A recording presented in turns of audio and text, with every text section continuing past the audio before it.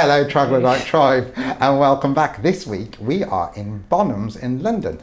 We are looking at Peter Green's guitars from the Splinter Group era, which are going on sale at the end of the month, which is from the 16th to the 28th of June 2023. And I'm joined by Karl Morey. Thank you for coming out. No worries. And Karl, tell us a little bit about how we know each other and why you're here today. We've both worked with Peter Green and the Splinter Group, particularly a tour in '02 where they double headlined with John Mayall and the Blues Breakers, who I was doing front of house for. And yeah, we got to play with all of this stuff back then. Yeah. And it was pretty brutal, like 49 date tour, I think. Yeah, I forgot it was or 42. Yeah, I forgot it was that. I remember that. I don't think some people involved didn't like us having days off too much. No. But they did like to work us. We had one day off in Edinburgh and we got it in. Yeah, we made it count. So we got to, play with these each day and have a little tinkle and. Yeah, well I'd watch Greenie and then I'd mix. You'd mix John Mayall. Yeah. So I got to watch. I'd sit with Arthur a lot. Quite a few times and watch him mix Greenie as well. Yeah. And that was a treat. And it wasn't just the same every night, which is the thing I really liked about it. That kept it really interesting for me. It wasn't like every night's the exact same note at the same time like you see with some bands. Yeah. This is kind of like. It was a bit loose. It was like, oh, okay, he's going to have it, because it's a blues thing. So they'd be like, oh, okay, he's going to go for it this time. And they'd take turns doing solos. And there was one, what song was it? Man of the World. Yeah. And he didn't sing it. But there was one time he came up and started to sing it, and like everyone was like, "What?" Was not expecting that. So I got to see him sing that, which was cool. Which is really cool. And actually, one of the items they've got for sale here is the actual lyrics for "Man of the World," the original lyrics, which is really cool. Wow. Yeah. Can we plug them in? Yeah. Excellent. Let's do it. Okay. So now it sounds familiar.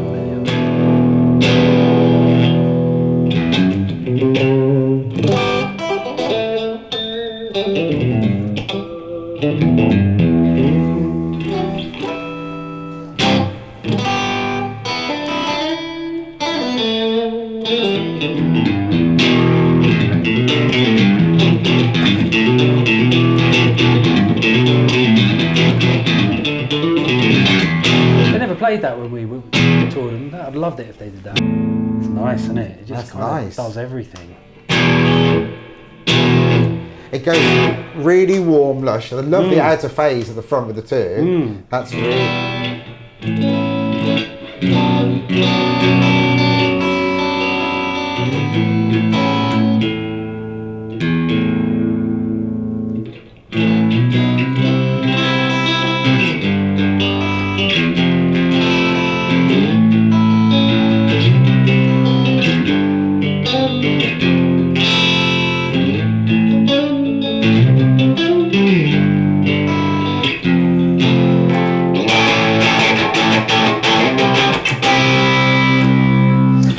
Oh, I like that. I was really nice. not expecting that to sound like that at all. No, me neither.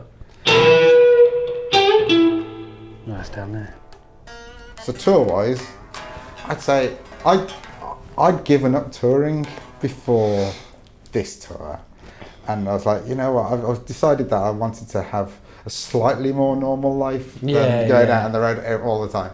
And then I got a phone call from Andy Sharrock's going, "Would you come out on tour?" And he was the production manager. And I said, "No, I'm all right." So I've given that up. And he says, "Okay, never mind. It's because it's John Mayall and Peter Green." And I was like, "Bags are packed. Right, I'm on my way. Let me in." Yeah, I think I found out a couple of days before. Did you? Arthur was going to do John Mayall, and he was like, "Do you want to do it?" And I was like, "Yeah, Brilliant. Yeah, I do."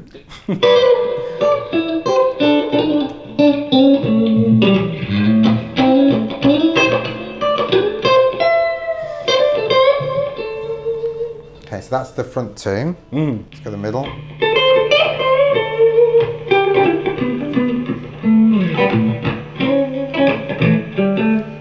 The outer phase at the back. So I'm normally, when I do play a five-way, I'm either outer phase at the front or outer phase at the back. I never tend to go full front, full back, or full middle. It's just I do like that kind of. Yeah, I'm always out of phase hunky, at the front. Yeah. Or I'm on the bridge pickup.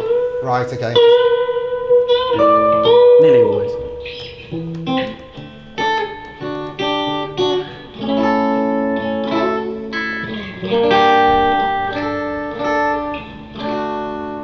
Yeah, okay.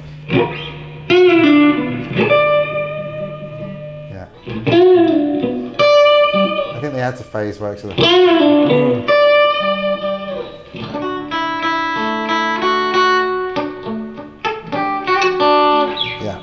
Yeah, it's just striking there. It really is striking. So this one is the G&L SC3 guitar, estimated between 1,500 and 2,000. This has got a 5-way switch. It's got a very very diverse range. Front pickup.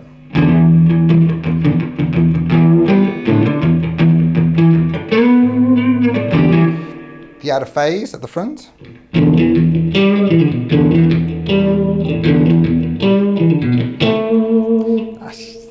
That's to me, that's the nice. In the middle.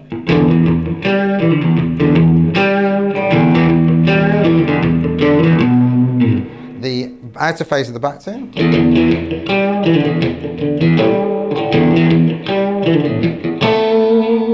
And then the back pickup.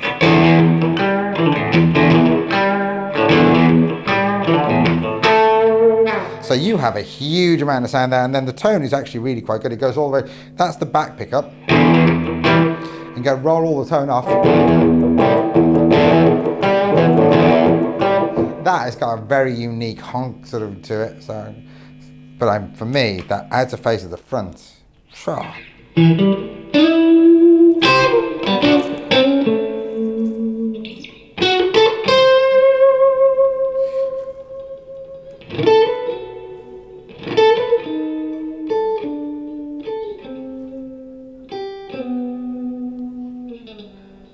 Now for a guitar that's so yellow, it plays the blues really well, but this is a very, very yellow guitar.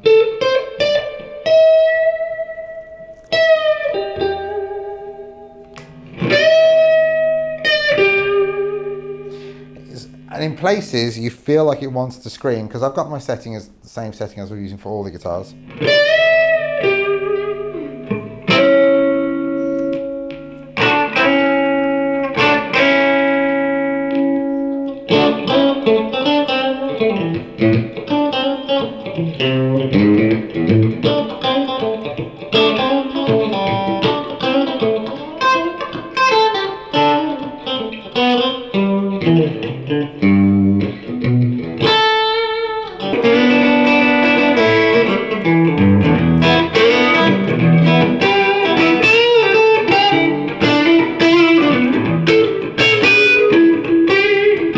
Yeah, it wants to do those noises as well as all the gentle kind of in between of it. This guitar does want to go. It makes you want to go. But maybe that's just the colour.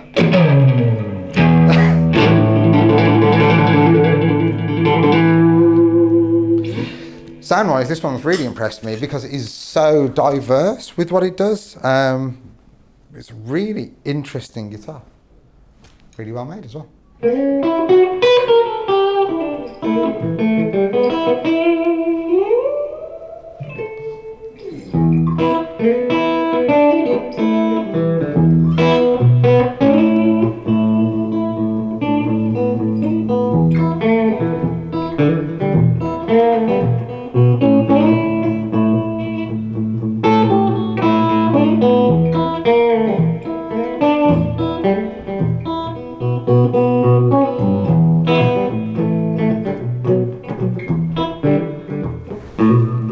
Let's try the front pickup.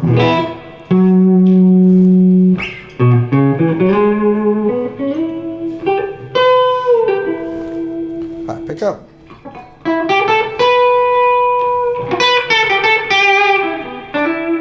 So that's.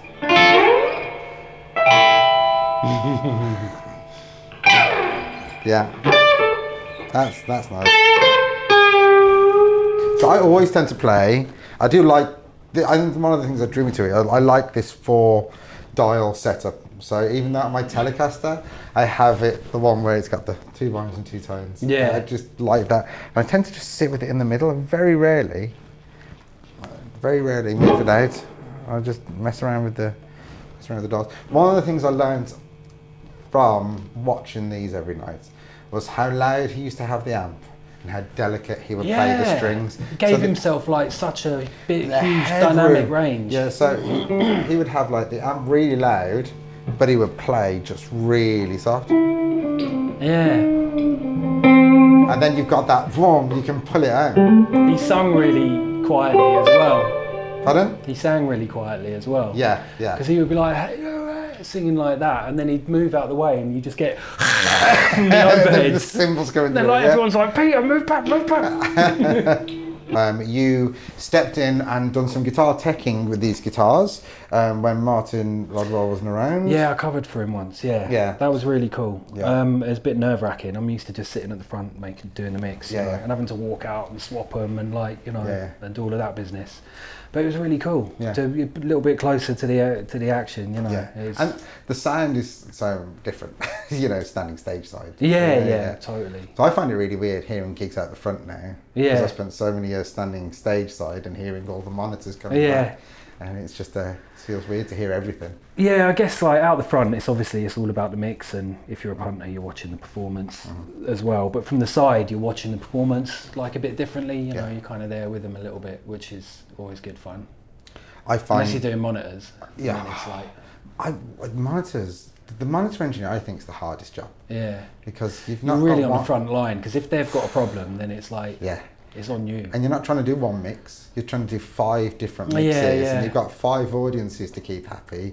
And if the musician's nervous and they're just like... Or if they've been on a plane for a day and their ears have gone all funny and it's a very different mix for what they want from the day before. And Yeah, because you'll set everything up and you'll mark it off, or you'll have recall on the desk, or you'll have the drums locked off and everything, and you'll set it all up, and everyone will still come in and want this changed and that changed. Especially the drummers are always like, that wasn't like that yesterday, and you're like, it really was. I looked at it. I've got photographs. I've filmed it. There's tape on everything. Now stop. Now play. You read my mind.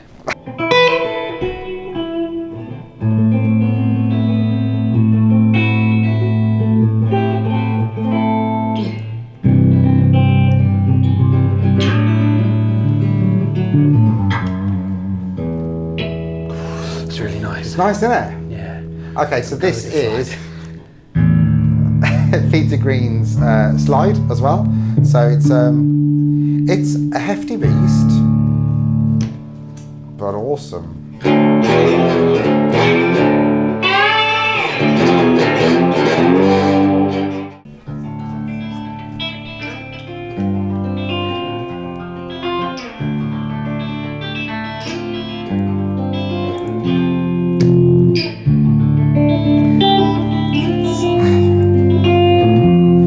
That guitar is amazing.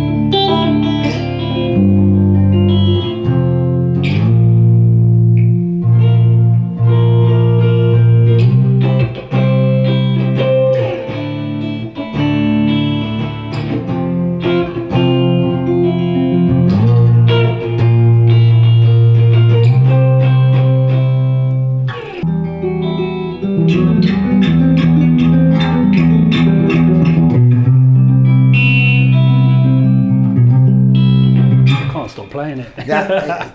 So this is the Gibson Howard Roberts Fusion 3 guitar, estimated between 4,000 and 5,000.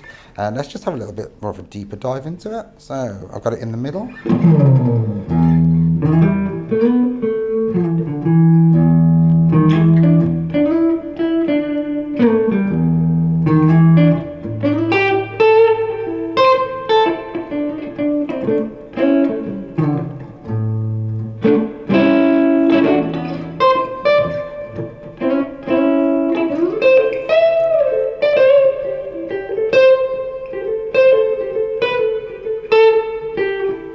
Okay.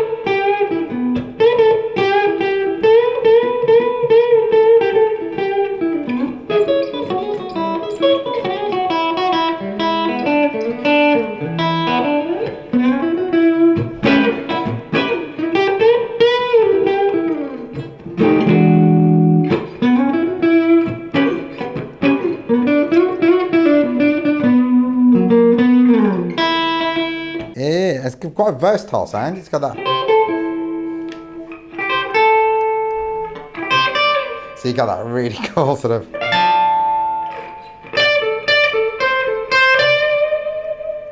As you probably all recognise that bit, and you've got the warmer tone.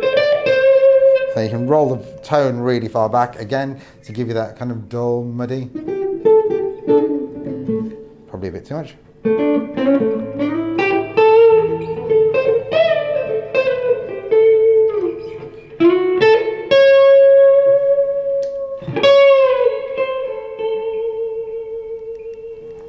And in the whole Spinal Tap sense, it keeps going. It's got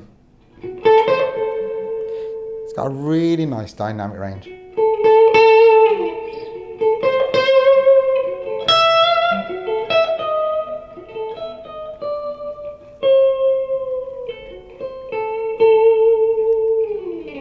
But it does that. The bit that I really like about it is that kind of just a straight chugging rhythm.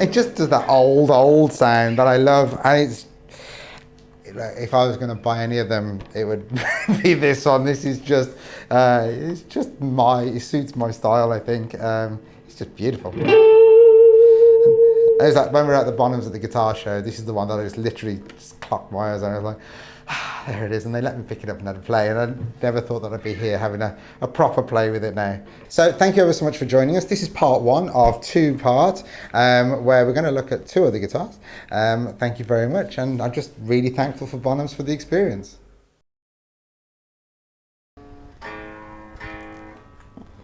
What Plectrums are you using there? Dunlop 73. Oh, bless him. Oh, my little gonna grow up to a proper thick one.